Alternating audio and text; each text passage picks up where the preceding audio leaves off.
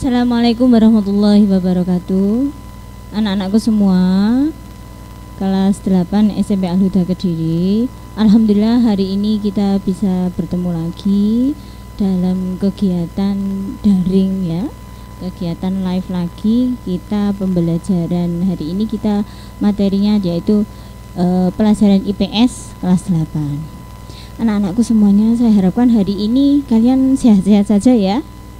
Alhamdulillahirrahmanirrahim. Kita patut bersyukur walau dalam keadaan pandemi yang tidak tahu ujungnya ini, tapi kita masih diberi kesehatan ya.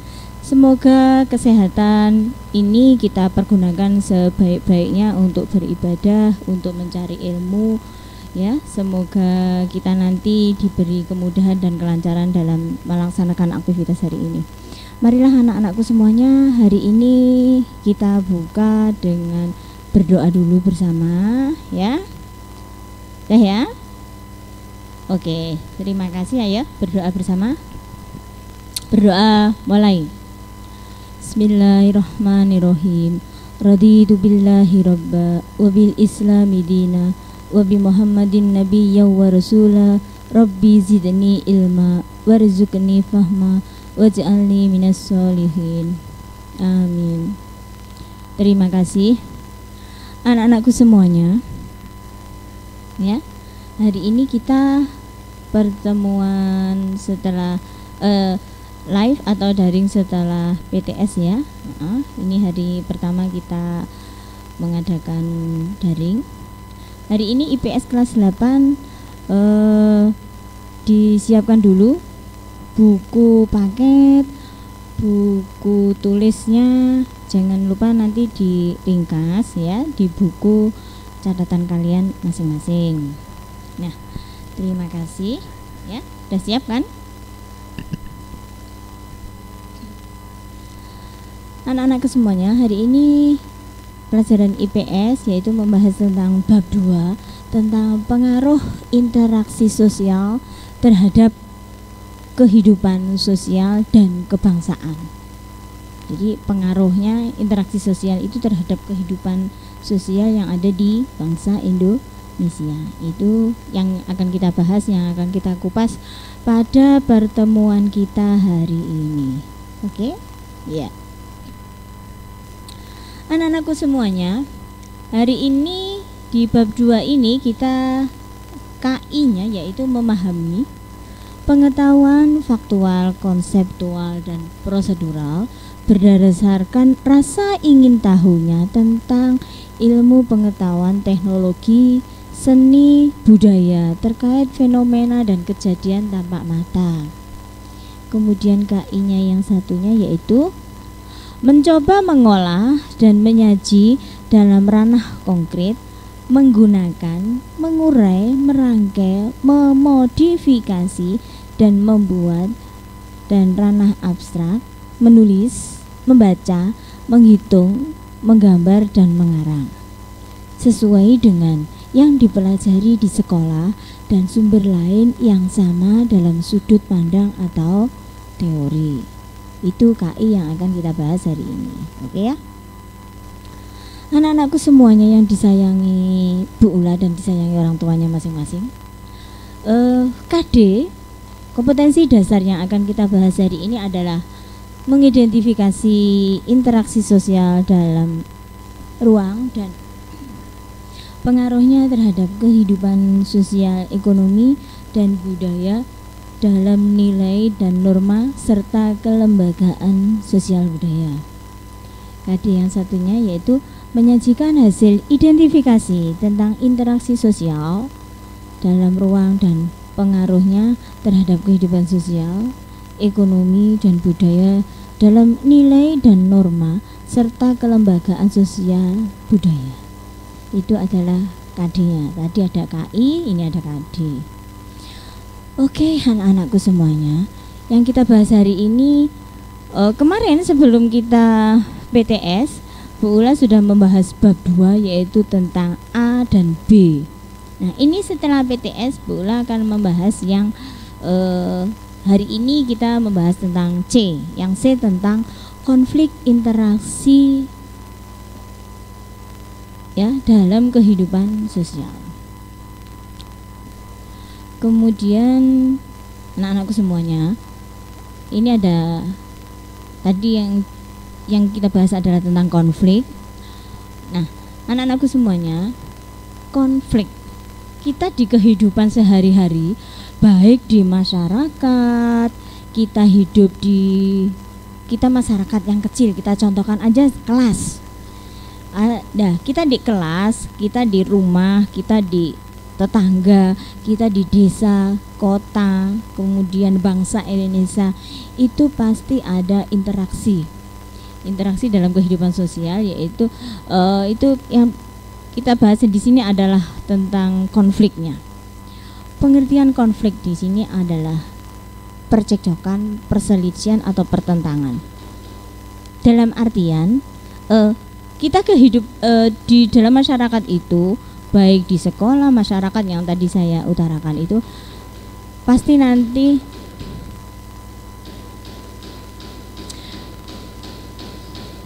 nanti ada konflik ya.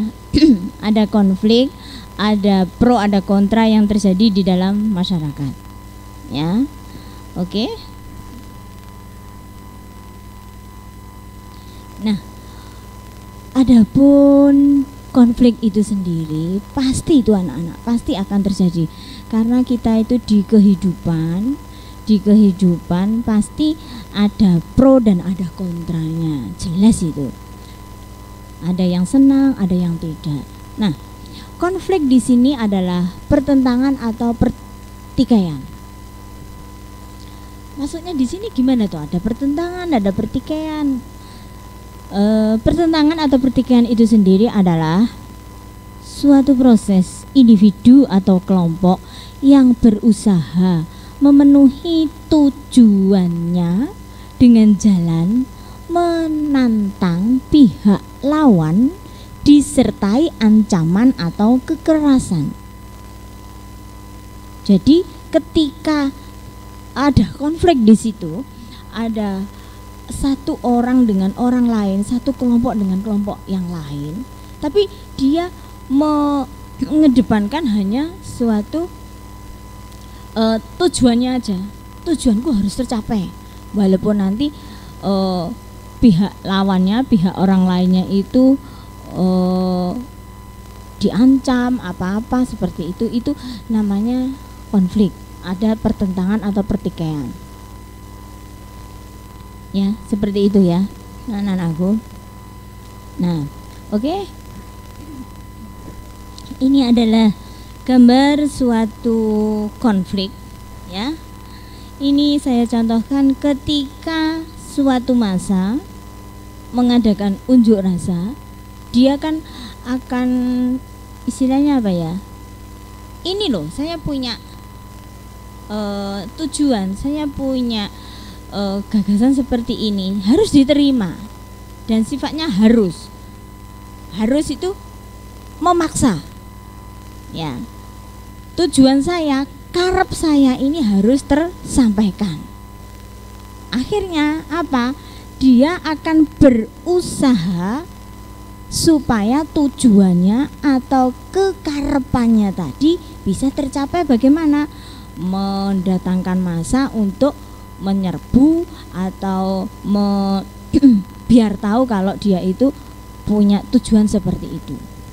Nah, akhirnya polisi yang menengahi. Itu mesti ada pertentangan atau konfliknya seperti itu. Kalau gambar yang satunya tentang konflik dalam organisasi, itu ketika kita duduk bersama dalam satu meja, pasti di situ ada silang pendapat. Yang A berpendapat seperti ini, ya si B berpendapat seperti ini. Nah, antara si A dan si B kepalanya sudah nggak sama. Jadi mungkin ada konflik, mungkin ada perselisihan, mungkin ada pertentangan yang di antara mereka belum ada suatu titik temu, sehingga dari masing-masing pihak si A dan si B, si C tadi akan menumbuhkan suatu konflik. Karena apa? Harapannya, tujuannya harus segera diwujudkan atau kemauannya tadi harus tercapai. Seperti itu ya. Ya, oke. Ini ada contoh lagi. Ketika ada satu pohon, pohonnya hanya satu. Hanya dari gambar ini, kalau pohon berdiri dengan kokohnya, ketika pohon ini sudah menjadi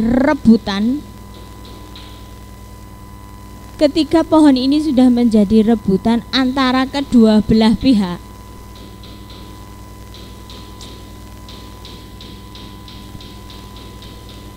pihak yang satu dengan pihak yang lain, ada yang satu itu bertujuan berpendapat seperti ini, pihak yang satu berpendapat seperti ini, akhirnya akan terjadi tarik menarik. Ketika situasi seperti ini terjadi, tarik menarik antara orang satu dengan orang yang lain, pihak satu dengan pihak yang lain, pohon yang berdiri kokoh ini tidak ada mencapai suatu mufakat, akhirnya pohon yang berdiri tegak ini juga akan retak juga. Sekokoh apapun pohon, ketika ada dua kubu yang saling bertikai, ketika ada dua konflik kepentingan yang berbeda, pasti akan mengalami patah, atau pohonnya akan nggak bisa berdiri dengan kokoh, kan patah kan, ya kan? Yang satu tarik si kiri, yang satu tarik kanan, terjadi tarik menarik. Seperti itu ya anak-anak. Oke? Yang itu tadi adalah contoh-contoh dari gambar-gambar ya. Yang ini adalah faktor-faktor penyebab terjadi konflik. Di depan tadi sudah Bu Ula terangkan masalah konflik ya. Ini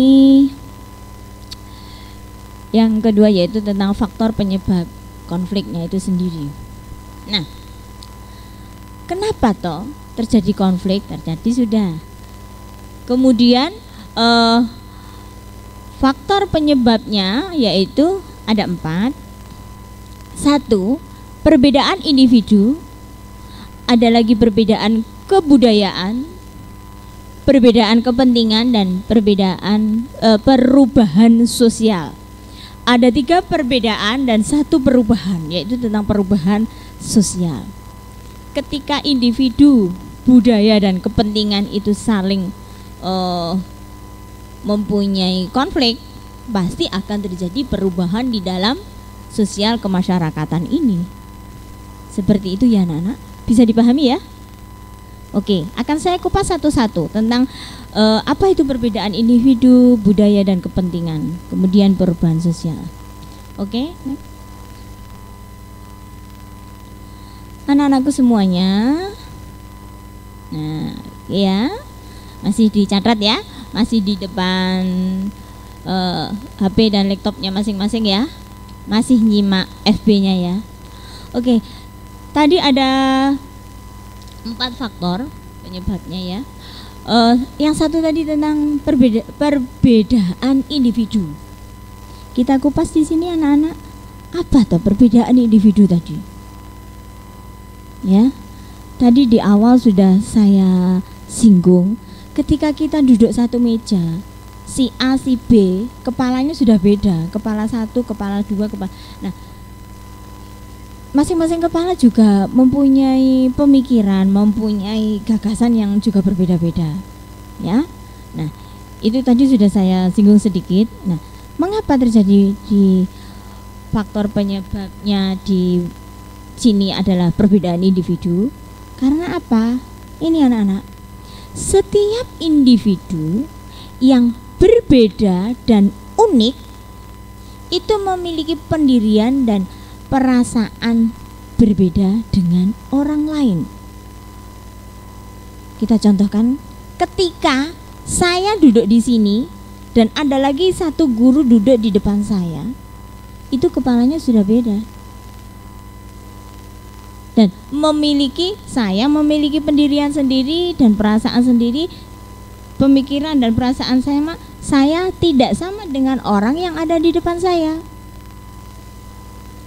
Itulah terjadi perbedaan di individu. Ya, perbedaan di individu lagi nanti ada contoh gambarnya ya nanti. Oke, next.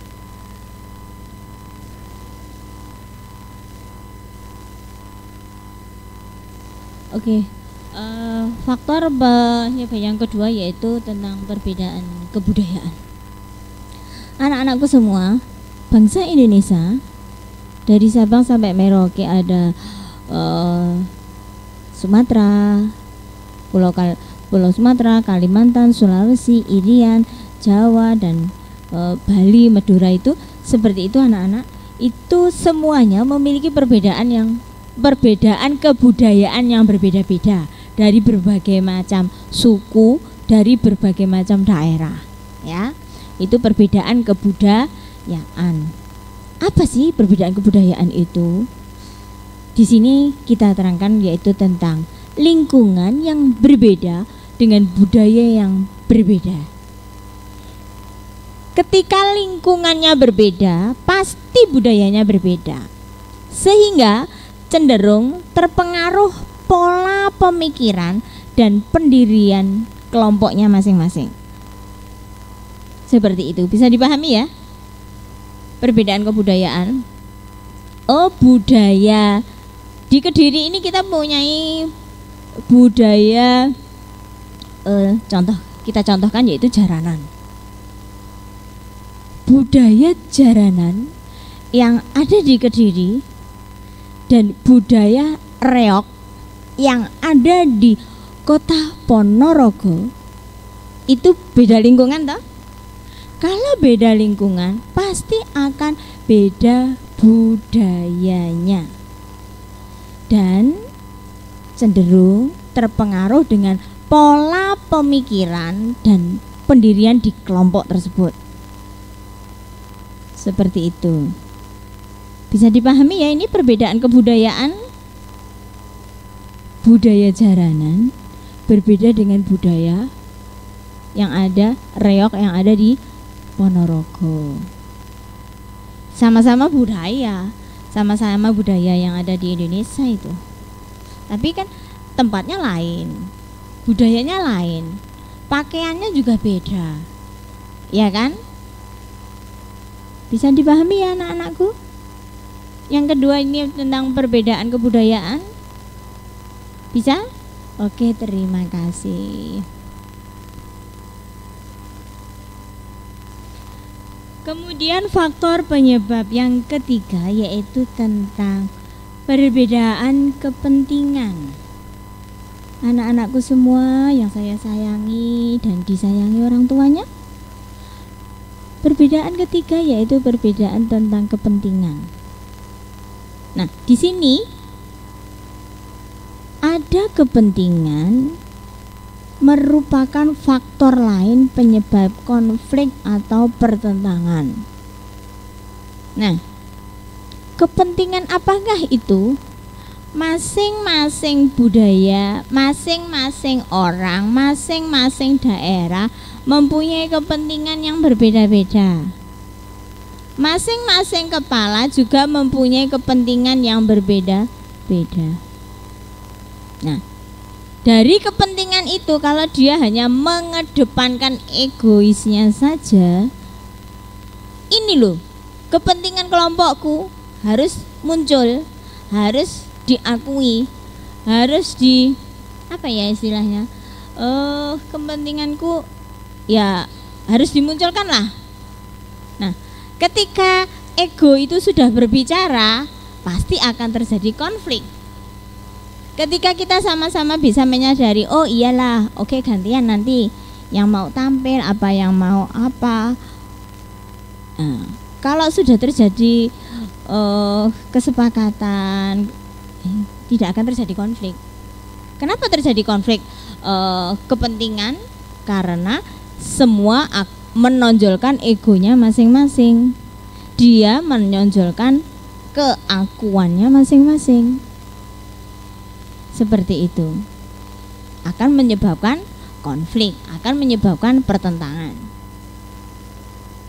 Seperti itu ya. Oke.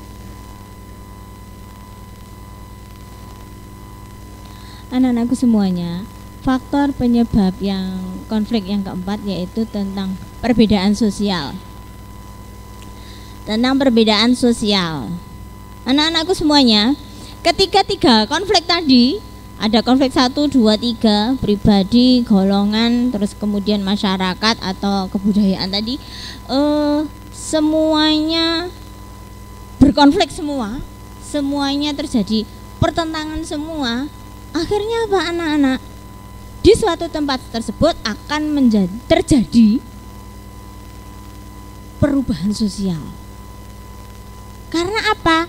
Di daerah tersebut tidak bisa bersatu, di daerah tersebut tidak bisa rukun, akhirnya bentrok terus, ada konflik terus. Begitu ya.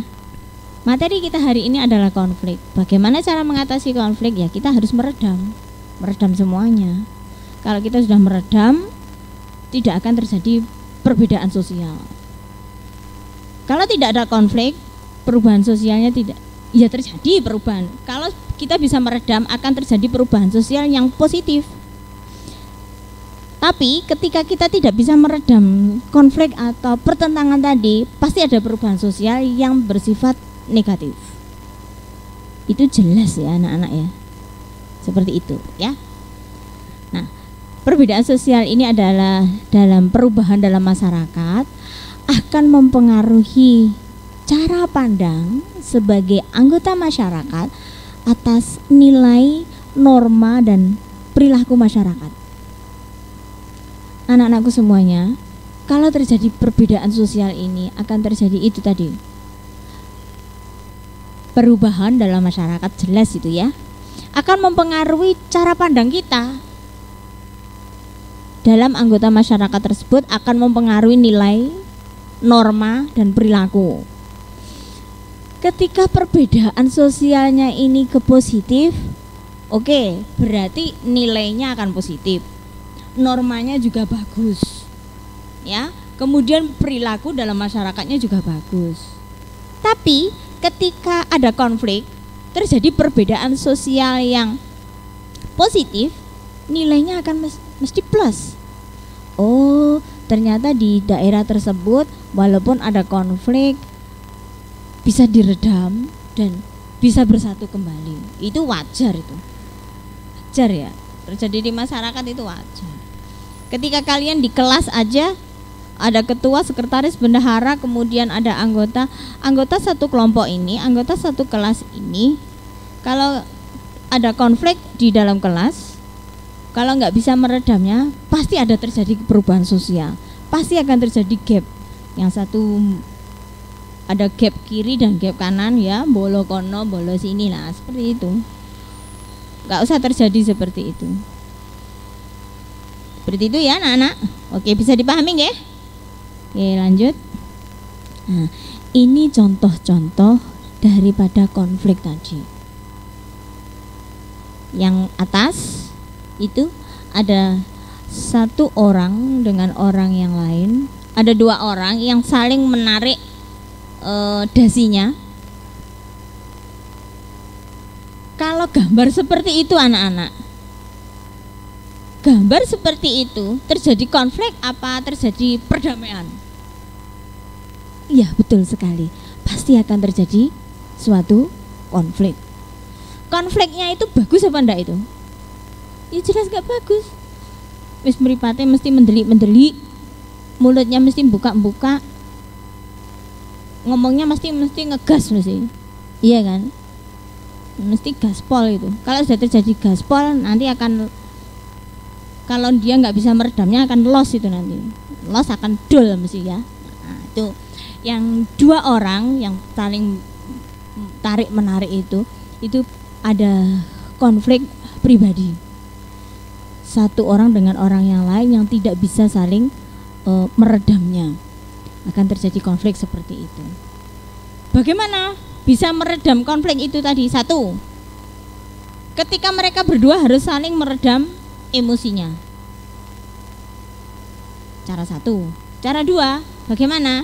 Mungkin ada pihak ketiga yang akan datang masuk ke dalam kedua orang itu.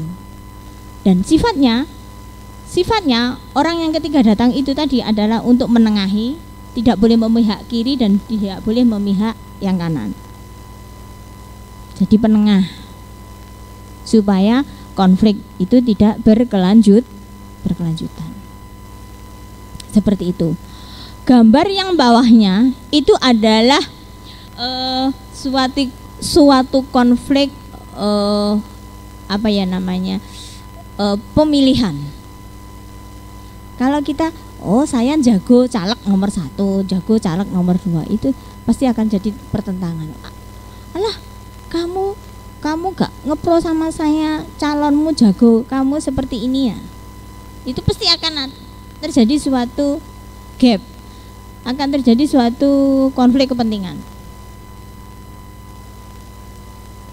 Seperti itu ya. Nah, kalau seperti itu, anak-anakku, kalau seperti ini akan terjadi seperti ini, yang diuntungkan bukan kita pasti dirugikan. Ya, kalau ada kita duel, tukaran dan lain sebagainya, kita sakit ya biaya sendiri. Padahal calegnya itu nanti ya tidak tahu kalau kita sudah dilabui seperti itu, tidak tahu sama kita. Itu ya. Itulah konflik di organisasi. Tuh, organisasi apa ya? Dia tadi berpihak di golongan apa seperti itu. Kemudian yang sebelahnya adalah kebudayaan. Tadi sudah saya contohkan, tadi sudah saya singgung tentang budaya di Kediri yaitu jaranan, dan budaya yang di Kota Ponorogo yaitu reog. Sama-sama budaya hasil karya Indonesia, tapi berbeda. Berbeda dari karakter baju, berbeda dari karakter penampilan, berbeda dari karakter aksi di panggung seperti itu. Tapi ketika ini perbedaan ini bisa kita redam, bisa kita tolerir bersama, akan menjadi suatu khasanah budaya Indonesia, menjadi menambah banyak lah budaya yang ada di Indonesia ini. Ya. Ini adalah kekayaan budaya yang ada di Indonesia. Janganlah ditonjolkan konfliknya kalau kebudayaan, tapi ditonjolkan apanya? Ya inilah aset kita. Kalau kebudayaan seperti itu ya anak-anak. Kemudian yang atas ada ayah, bunda, dan seorang anak. Kalau wajahnya seperti ini wajah bahagia apa wajah sedang ada sesuatu? Pasti ada something wrong, ya. Mesti ada sesuatu yang menimbulkan dari pihak anak dan pihak orang tua yang belum bisa ditemukan. Ketika mereka ada konflik, pasti wajahnya seperti ini, manusiawi itu. Ya anak-anakku semuanya, gambarnya seperti itu, pasti ada konflik antara orang tua dan anak. Begitu ya anak-anak. Nah, itu pasti harus ada yang saling mengalah, entah orang tuanya atau entah anaknya. Mungkin itu gambar itu, anaknya mau berangkat sekolah nggak dikasih uang saku, dia marah apa gimana? Apakah ada contoh lain, yaitu ketika anaknya terima rapot nilainya jelek, dimarahi orang tua, raut wajahnya seperti itu. Ya, gitu ya anak-anak. Dari 4 gambar bisa dipahami ya. Oke, terima kasih. Next.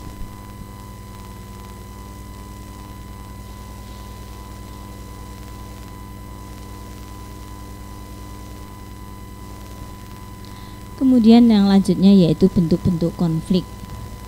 Anak-anakku semuanya, bentuk-bentuk konflik di sini ada 5.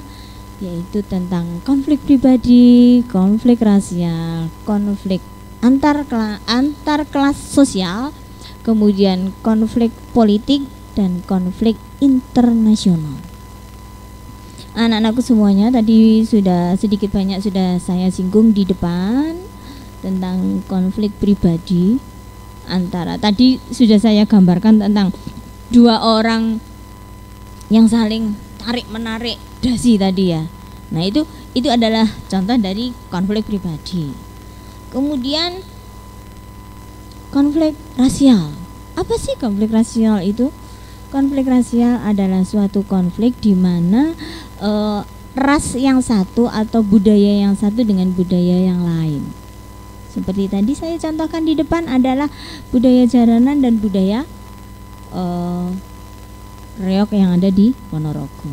Ras, ya, budaya, tuh, ya. Oke. Kemudian yang ketiga tentang konflik antar kelas sosial. Anak-anakku semuanya, di sini konflik antar kelas sosial. Di bab 2 yang telah lalu, yang A itu Bu Ula sudah menjelaskan tentang kelas sosial. Ada kelas-kelasnya itu ya, bisa dibuka lagi di sana. Nah, kelas sosial ini adalah seorang pedagang akan kemudian dia akan berkolaborasi dengan pedagang yang lain, akhirnya dia bisa menumbuhkan suatu perdagangan yang sifatnya besar, bisa diekspor ke luar negeri. Itu adalah ada kenaikan dari pedagang kecil ke pedagang yang besar, ya. Kemudian kalau kelas sosial lagi yang lain, yaitu kita contohkan tentang karyawan di suatu perusahaan. Dia awalnya masuk jadi karyawan, kemudian dengan skill yang bagus, dengan kinerja yang bagus, akhirnya dia diangkat menjadi manajer. Nah, itulah kelas sosialnya akan naik dan dia bisa menangani konflik-konfliknya ini dengan baik, ya. Kemudian konflik politik. Tadi di depan sudah saya contohkan konflik politik ketika ada kepentingan yang satu dengan kepentingan yang lain yang saling berbeda, tapi tujuannya satu. Tujuannya satu apa? Saling merebutkan satu kursi. Entah itu kursi gubernur, entah kursinya DPR, itu satu kursi diperebutkan. Itu adalah akan timbul suatu konflik politik. Itu kalau ada pesta demokrasi seperti itu, ya. Anak-anakku semuanya, konflik yang kelima yaitu konflik internasional. Anak-anakku semuanya, kita bangsa Indonesia dulu sebelum merdeka kita dijajah. Nah, dijajah pasti, kalau dijajah Indonesia mesti kedatangan negara lain. Kalau kedatangan negara lain yang menduduki negara Indonesia dan bertujuan ingin menguasai Indonesia, timbul konflik nggak dengan negara Indonesia? Kita serahkan begitu aja apa kita akan pertahankan negara ini?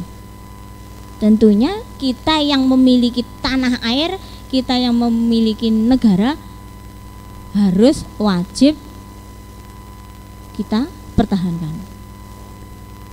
Kalau kita pertahankan pasti akan terjadi pertumpahan darah. Karena negara yang datang ke Indonesia harus kita usir. Itu konflik antar negara. Itu yang terjadi di Indonesia seperti itu.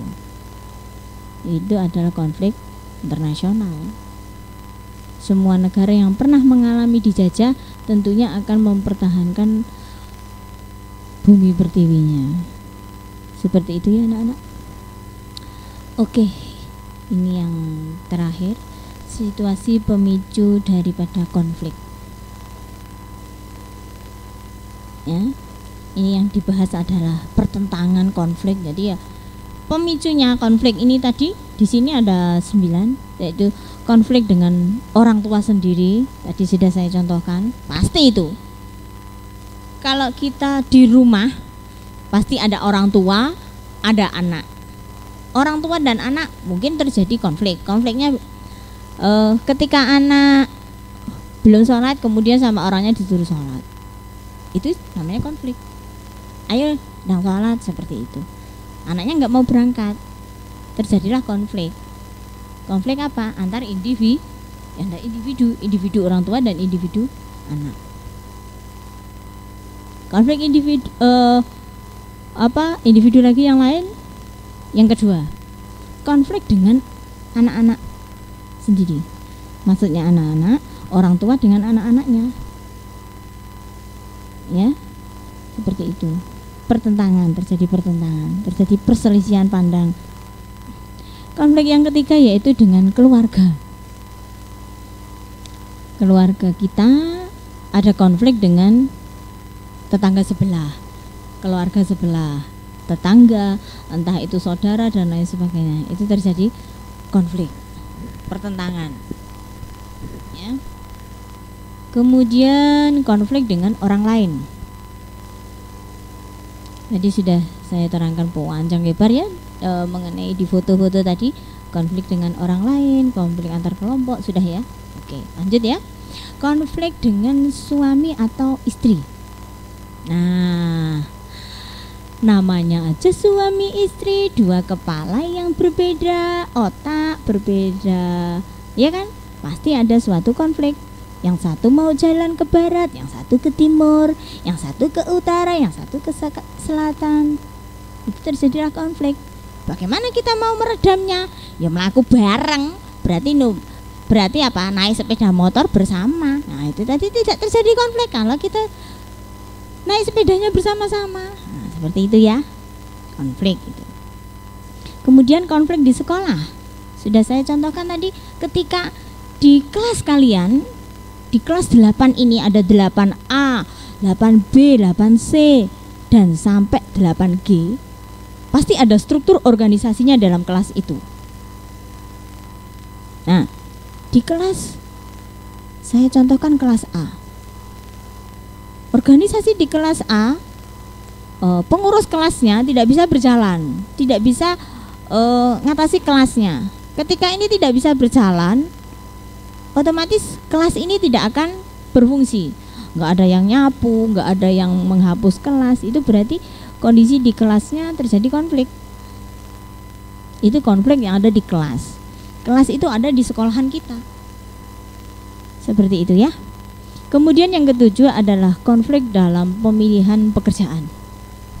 Anak-anakku semuanya, kalian masih SMP, nanti akan lulus SMP kemudian melanjutkan ke SMA atau SMK, aliyah dan lain-lain ya.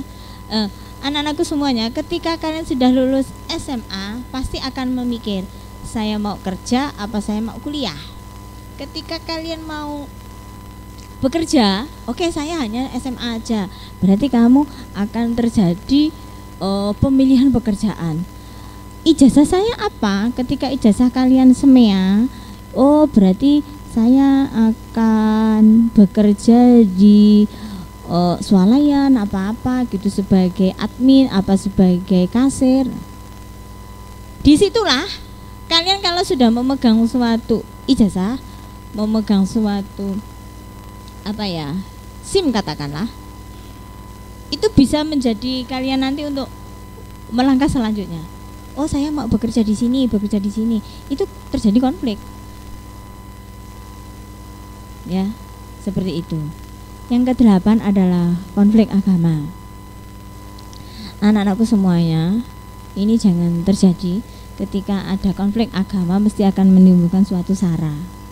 Ini hal yang paling riskan sekali ya.